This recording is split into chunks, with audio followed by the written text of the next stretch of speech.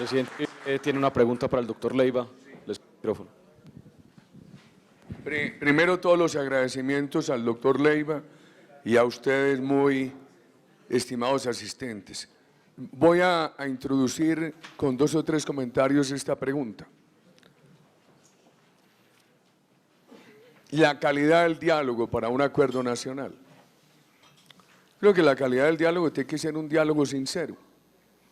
La verdad es que nosotros encontramos en el gobierno una aparente receptividad al diálogo y una excusa permanente para no escuchar.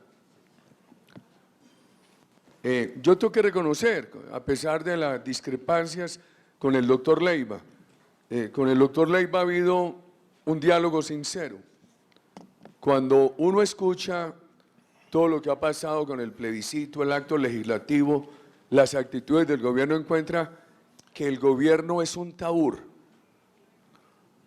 Y hasta ahí no estaría mal. Lo grave es que es un taur tramposo. Y le interesa al gobierno más derrotar al Centro Democrático en el plebiscito que construir la paz de Colombia. Por eso, esto va a haber que mirarlo con inmenso cuidado. Segundo, el tema de la justicia y la paz. El doctor Leiva está totalmente de acuerdo y él en alguna forma ha sido inspirador de los textos de Justicia a La Habana. Y él no lo ha improvisado, viene desde hace muchos años en eso. Nosotros tenemos serias objeciones. Esta mañana me entregaba el doctor Alfredo Rangel, vamos a conocer más tarde 21 de esas objeciones. Yo diría que nosotros podríamos decir que encontramos que no hay balance entre paz y justicia,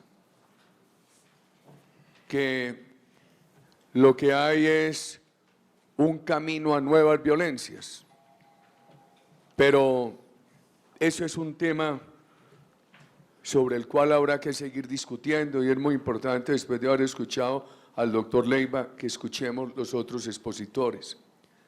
Yo quiero preguntarle sobre la refrendación. Perdón. La refrendación.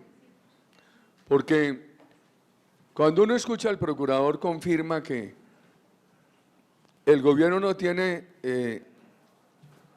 intención de refrendación democrática, sino de una adhesión del pueblo colombiano a lo acordado entre Santos y Timochenko y de hacer desaparecer al Centro Democrático, porque el gobierno calcula, si el Centro Democrático se va al no, lo desaparecemos. Entonces, hablemos de la constituyente. A mí me parece que hay que ponerle mucho cuidado a lo que dijo el doctor Oscar Iván esta mañana al abrir el foro. Doctor Leiva, yo he escuchado hablar de 2 constituyentes, una para refrendar los acuerdos o para reglamentarlos, y otra después de incorporar a la FARC a la vida institucional del país para una especie de nueva refundación del país. ¿A dónde lo hemos escuchado? Lo hemos escuchado nosotros en el Senado. Por ejemplo, esa tesis se la escuchamos una noche al doctor Horacio Serpa, así declara. Y hay personas del gobierno que la comparten.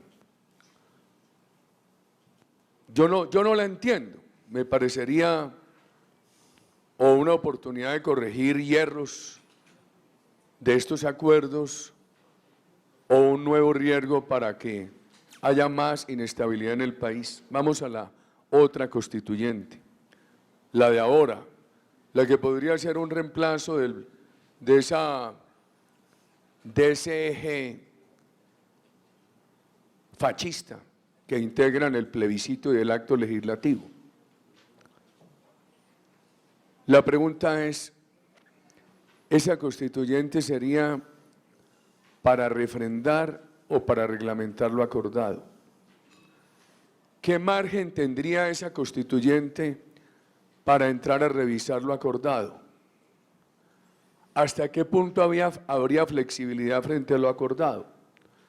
Porque así a mí me dicen, es una constituyente solamente para reglamentar lo acordado, sería una constituyente para partir del principio de adhesión del pueblo colombiano al acordado con la única competencia de desarrollar lo acordado. Si a mí me dicen, vamos al otro extremo, es una constituyente que puede revisar todo lo acordado. La respuesta del doctor de la Calle ha sido, es perder todo el proceso de negociación, es volver a empezar desde cero. Habría la posibilidad de, y no he encontrado la otra posibilidad, porque he pensado, bueno, que hubiera unos puntos de los acuerdos que la constituyente no pudiera revocar, otros sí, yo no he encontrado esa posibilidad. Entonces quiero preguntarle al doctor Leiva, en esos escenarios, ¿qué posibilidad de constituyente ve usted? Ahora lo otro, la conformación de la constituyente.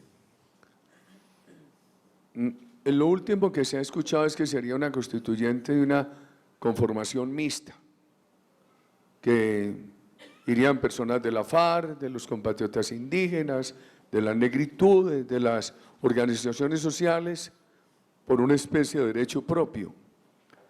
Y otra parte de la constituyente sería por elección popular.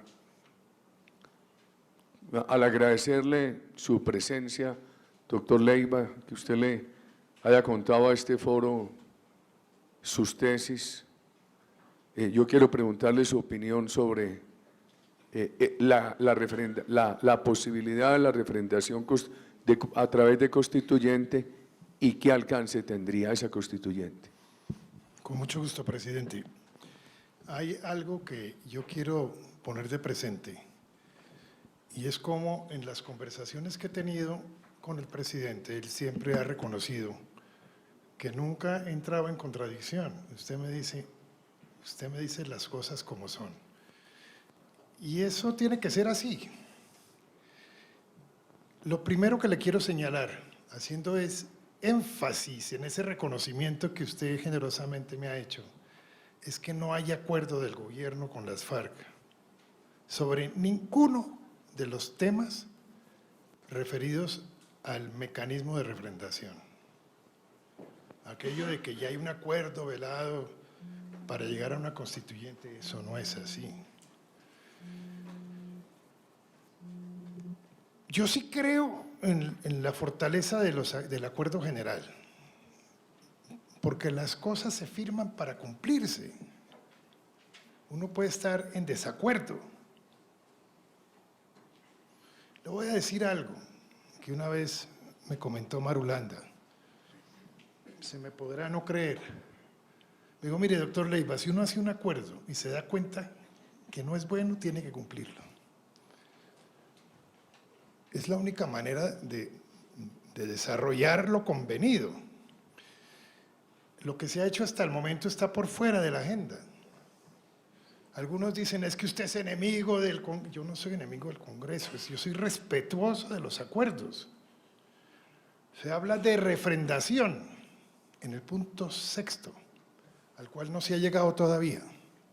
Aquí se han querido tomar unas medidas de anticipación, como señalando que estaremos listos para lo que sea necesario.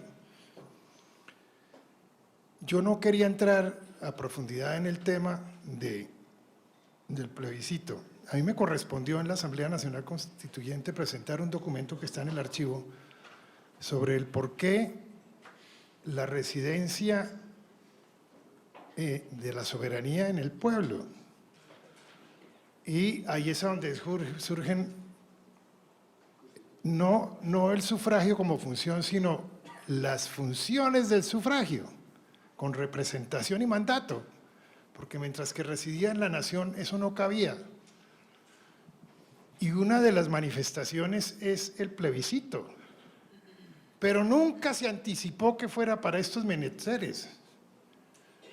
El plebiscito es un aplauso, una aprobación o una aprobación a una política del gobierno sin consecuencias de carácter jurídico, no puede reconocer nada desde el punto de vista normativo y jugar con ese instrumento a la seguridad jurídica y a la aprobación de los acuerdos, a mí no me parece conveniente.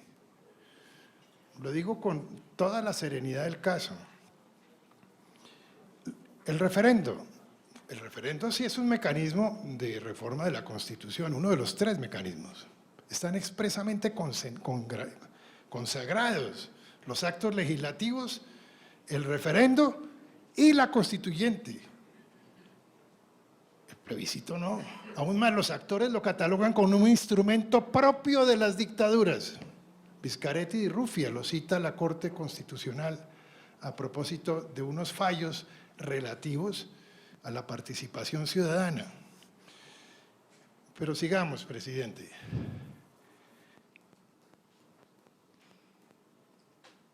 Abrir una discusión sobre ciertas cosas ya acordadas es evidentemente prolongar un proceso. Si se dialoga directamente, se pueden llegar a conclusiones que antes correspondían más bien a las dudas que generalmente se tienen precisamente por no tener acceso al espíritu y a los textos. La propiedad privada no se toca. Todo lo que tiene que ver sobre la tierra en el punto 1 está referido a baldíos, como punto esencial. Pongo un ejemplo nomás. Sin duda el tema del narcotráfico. ¿Ustedes creen a estas horas de la vida, siendo yo mayores y viendo canosos aquí en este foro, que los Estados Unidos fueron ajenos a ese punto? Es que el proceso de paz va más allá de nuestras fronteras. Hay intereses colectivos en el exterior. Hay miradas internacionales. Hay compromisos. Por eso yo digo acá, vamos a mirar todo con serenidad. La constituyente, yo creo en la constituyente. Y creo en la constituyente no solo para el proceso de paz, sino porque una constitución que en 25 años ha recibido 50 modificaciones, por lo menos hay que cuestionarla. La del 86, la Constitución del 86, no fue entidad de fondo y todo el mundo habla de ella sin la constituyente del año 10, la de González Valencia. Se introdujo el control constitucional, la elección directa del presidente, el cuatrenio presidencial, la no reelección inmediata, la reinstitucionalización del Consejo de Estado, la revisión de la organización de los departamentos, y se fortaleció la del 86. Y fueron constituyentes personalidades de la primera línea, Uribe. No fue una cosa pandita, fue una cosa de fondo. Y a la constituyente del 91 le hace falta el equivalente del año 10 para fortalecerla sin tocar el Estado Social de Derecho. Un mecanismo que no puede ser puesto en marcha si no es con un acuerdo nacional que debe reflejar el momento, no solamente las necesidades institucionales, sino el momento, que es el momento de la paz. Con una combinación, es mi tesis, puedo yo estar equivocado, refrendación constituyente, porque de todas maneras la constituyente la conforma una ley que debe contemplar la duración de la constituyente, los temas que se van a llevar a la constituyente y la integración de la constituyente. Para esa coyuntura es posible modificar la ley electoral en función del acuerdo que hay que llevar, pero requiere un acuerdo político integral. Yo no creo en eso de la refundación, eso son tonterías de por allá de los pasillos. Yo también fui congresista y me van a perdonar, no me van a matar los congresistas, pero las bobadas que uno alcanza a decir en los corredores, eso es una cosa tremenda. De tal manera que si el doctor Serpa ha dicho, ¿de dónde saca la información? ¿Qué es lo que está soñando? Creo que que ser muy claro. Él no ha dicho que eso es lo que se está negociando. No, digo la suposición. No, mire. Propones. Pero ya para terminar, señor presidente, el gran contradictor ha sido usted en lo intelectual, en materia de la política de seguridad nacional. La paz se hace entre contradictores. La paz necesariamente hay que buscarle no solamente la seguridad jurídica, sino la seguridad política. Y no es para salir corriendo o coger el teléfono y llamar al gobierno. Eso es una construcción día a día, que sí hay que conversar con mucha gente. Y estamos en un momento de diálogo. Por eso traje a cuento todas estas citas que son lo que dan una seguridad moral. La antropología cristiana, lo señalaba el autor, lleva a que se converse con el lobo feroz. ¿Qué capacidad tendría la constituyente para reformar los acuerdos? Es que el acuerdo político es el que debe llevar los temas que conforman la competencia, es la palabra que utiliza la ley que debe convocar. Yo sí converso muy directamente sobre estos temas. Yo ayudé al regreso de Álvaro Gómez Hurtado y el día en que me dio las gracias públicamente terminó diciendo: yo soy un hombre libre, yo soy un hombre libre. Yo me enamoré de eso, yo soy un hombre libre. Yo me considero uno de los pocos hombres libres en este país y sin escoltas y sin bobadas de esas. Quiero sí señalarle lo siguiente: he conversado el tema con ellos. Por ejemplo, en los procesos y en los acuerdos hay cosas que no se tocaron por la premura del tiempo, por las proximidades a las elecciones y demás, y son temas que se llevaron a lo que se denomina el congelador, temas que están por definir. Yo les he dicho, si hay una constituyente, esos temas que Doctor pues Leiva. los mandamos como temas de la constituyente y si los derrotan, que los derroten. Pero nada se puede adivinar. Esto no se puede adivinar. Nada se puede imaginar. No se puede tomar el chisme como cosa cierta. No se puede tomar el rumor como algo válido. Yo soy amigo de ese acuerdo, Doctor que es un Leiva. acuerdo para la paz y para la convocatoria de la constituyente. Ya su capacidad de persuasión depende de usted mismo. De tal forma que yo lo que creo es en el primer paso, porque si no se arranca y se da el primer paso no llegamos a la meta. Y hay que concluir el proceso y concluirlo dignamente para todos, con seguridad política y con seguridad jurídica. Doctor Leiva, qué pena, sobre el mismo tema y la misma pregunta que le hizo el presidente Uribe. Usted dijo en la parte final de su intervención que todo lo que se ha hecho en La Habana es una pieza jurídica vinculante. Según los asesores internacionales que hemos consultado en la Fundación, eso quiere decir que forma parte de un acuerdo especial, reconocido por todos los organismos internacionales, que no necesitaría refrendación interna. Es decir, la refrendación interna sería solamente un saludo a la bandera.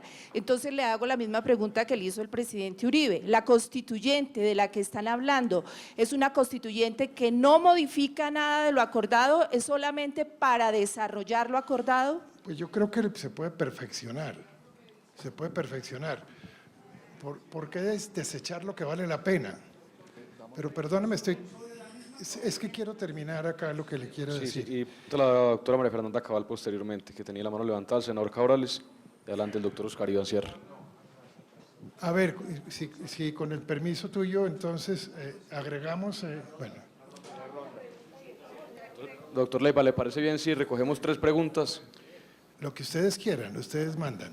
Doctor Leiva, mire, es que primero me gustaría que nos detallara un poco más el argumento según el cual son vinculantes en virtud del derecho internacional. ¿Cuáles son esas razones? Por favor. Y si son vinculantes, entonces ¿para qué necesitamos una constituyente? A ver, Doctor Leiva, ¿usted es prefiere prácticamente la misma pregunta, ¿no es cierto?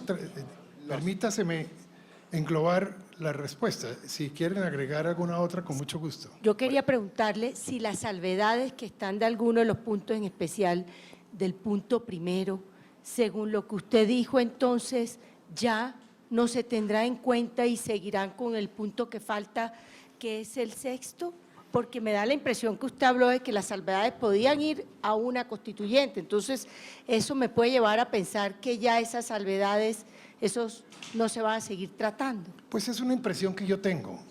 Y aún más lo he conversado muy directamente. Señores, yo no veo en qué momento van a retomar los textos del punto 1, del punto 2, del punto 4, ahora víctimas, el punto 5, en el entendido de que el punto 3, en el punto 3, que es el puntico que hace falta, está conformado por 7 puntos, que son los más difíciles.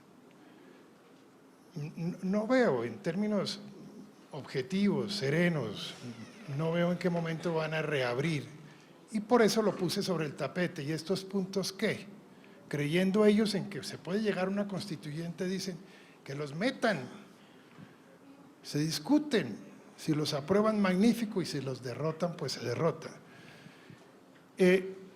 Pero hablemos un poco sobre los acuerdos especiales. El artículo 3º común a los acuerdos de Ginebra trata del conflicto interno. Pero el conflicto interno tratado por el acuerdo común a los 4 tratados son normas internacionales. Es decir, hubo una preocupación desde finales del siglo XIX por ver esto. Si bien no existió en esas épocas el artículo 3º común, sí una cláusula que se llamó la cláusula Martens, que evocaba para resolver situaciones de conflicto, aún los internos, lo que hacen los países civilizados y lo que recoge la humanidad entera como bondadoso. Nunca los conflictos internos fueron ajenas a las disposiciones internacionales. Y en la parte penúltima, el inciso penúltimo del artículo 3º común, dice que las partes podrán llegar a acuerdos especiales y los invita a que lleguen a acuerdos especiales.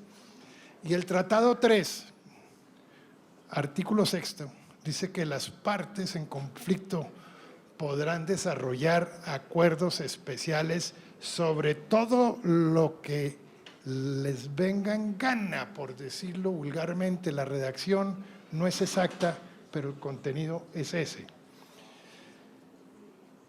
Tienen una apreciación desde el punto de vista internacional por ser una norma de carácter internacional. Segundo, la participación internacional ha sido abundante. Los que leen los acuerdos son agentes del exterior, representantes. Los plenipotenciarios, una figura que no se utilizaba en el derecho internacional público desde hacía mucho tiempo, le dan una categoría muy particular a los que están dialogando.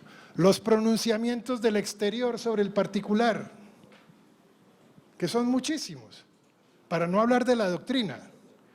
La costumbre internacional, que ya no requiere largos periodos de tiempo, está vigente. No se ha podido modificar el acuerdo fundamental, creador de derecho. El menú es enorme. Lo que hay que hacer es discutirlo, ver si es aplicable o no, pero soslayarlo, no se puede soslayar, como no se puede soslayar el artículo 6º del protocolo 2 a propósito de la amnistía. Algunos dicen amnistía más amplia.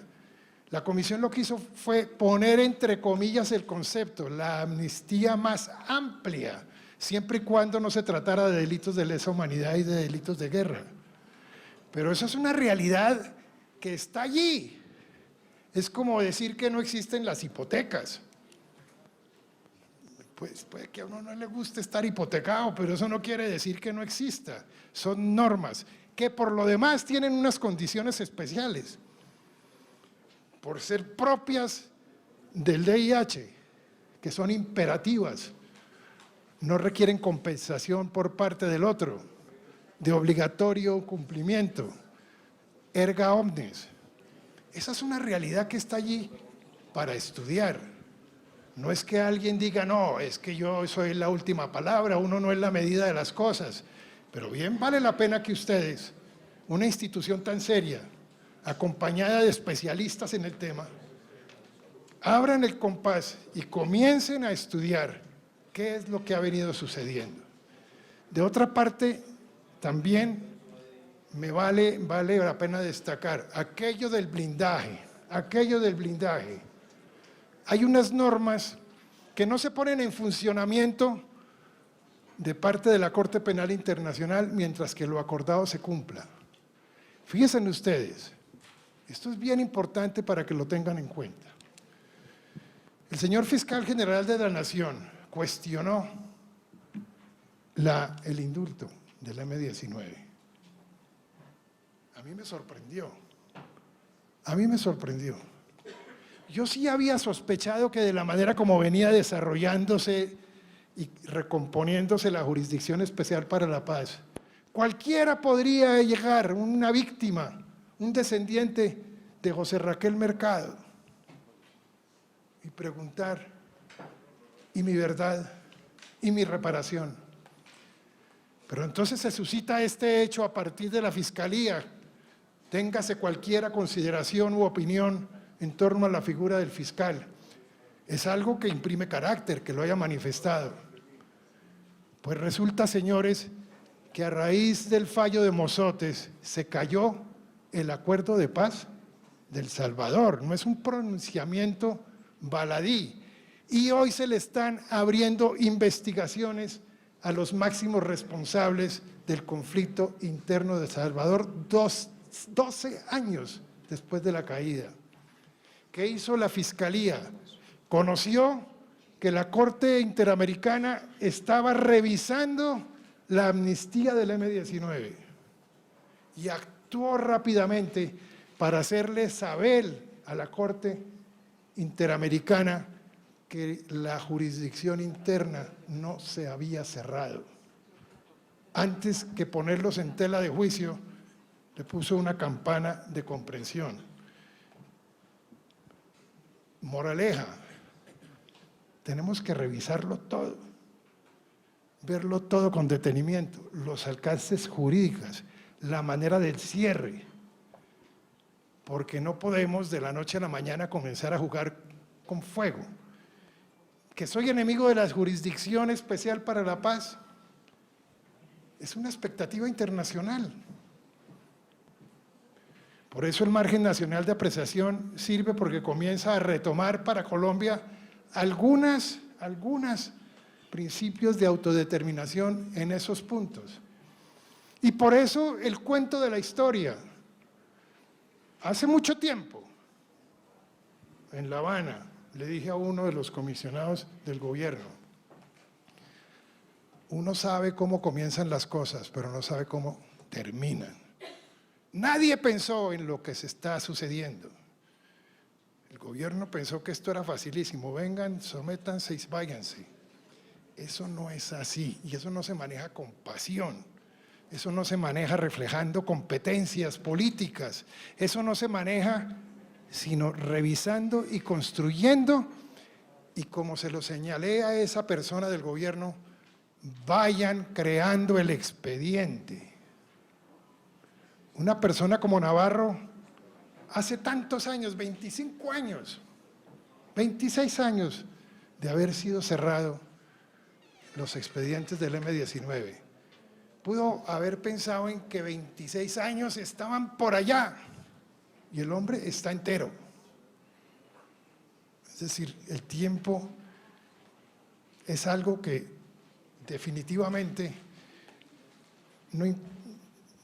es fatal, por decirlo de alguna forma. Tal como puede con el tiempo lograrse la felicidad, también pueden surgir unos interrogantes que desde ahora hay que prevenir para que mañana no tengamos una situación Le ruego que deplorar. a la Muchas doctora María gracias. Fernanda Cabal ser muy puntual en la Audiencia de pregunta, Mozotes. lista muy extensa. Y eso lo traen ustedes y los investigadores de ustedes, yo lo siento como cuando es el sombrero del mago. Analizan sentencias internacionales que sirven a ver cuál se ajusta y la sacan del sombrero. Yo me he leído esa sentencia. La sentencia, si bien obliga a que hayan cambios institucionales, no puede equipararse a lo que se está tratando de hacer en Colombia, que es una sustitución constitucional, poniendo en riesgo todo el Estado de Derecho y la institucionalidad, que esa es nuestra lucha. Nosotros no estamos en desacuerdo con un proceso de paz, pero la forma como se está llevando a cabo nos parece terriblemente peligrosa. Doctora María Fernanda, si usted me ayuda porque me queda una intervención Ya, del doctor Jaime Castro. por favor, un segundo, ¿sí? Porque es un tema que no es de ser protagonista, es que para mí es una oportunidad escucharlo a él y que él escuche inquietudes, ¿sí? Totalmente de acuerdo. Ya para finalizar, ¿cómo vamos a garantizar, doctor Leiva, la verdad como principio internacional si quienes históricamente han invertido la responsabilidad son las FARC y en cambio reparten culpas a diestra y siniestra?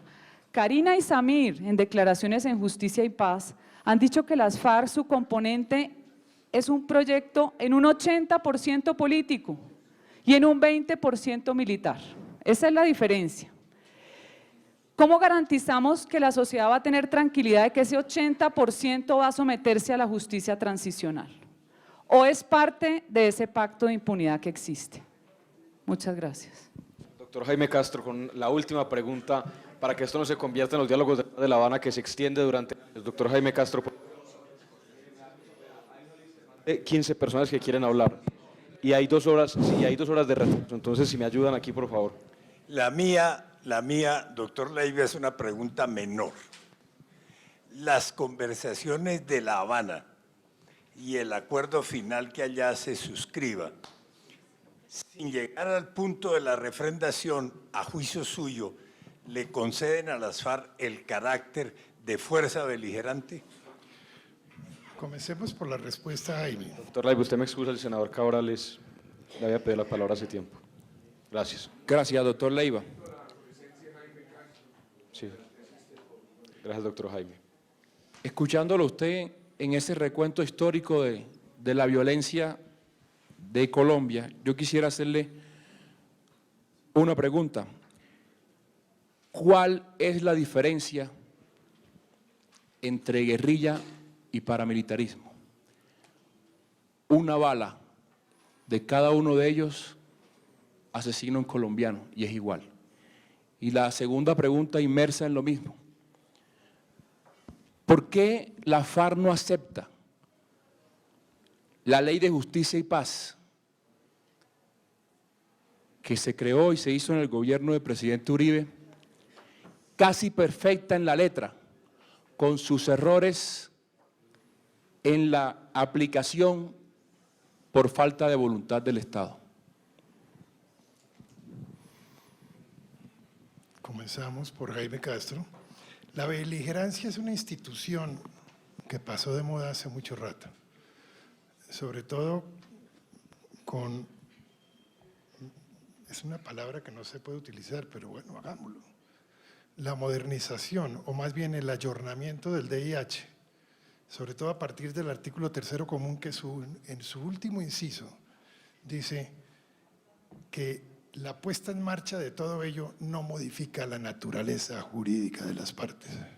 Es decir, por disposición de una norma internacional, eso no es posible. Y sobre eso hay claridad, Allá han estado expertos de todos los pelambres, en materias de derechos humanos, en materia de derecho penal internacional, en materia de el derecho internacional humanitario, y hoy en una ciencia nueva que se crea a partir de Colombia, fíjense ustedes, porque todo el derecho viene de situaciones de hecho. André Oriu, texto que yo utilicé hace muchos años, dice, el derecho se crea de las situaciones de hecho. Ahora hay una ciencia nueva que se llama el derecho al derecho a la paz. Yo que soy tan godo. Yo que realmente, mire, yo lo traje acá, siempre lo cargo. El derecho síntesis, recogido por Naciones Unidas, que es de lo cual se desprenden las categorías de derechos, está en la cúpula. La OTAN, la FAO, tiene una disposición, si no recuerdo mal, es de 1992 o 92, recogida por Naciones Unidas y demás, que saca el derecho a la paz de los derechos de tercera generación y los manda para arriba. La justicia está por debajo.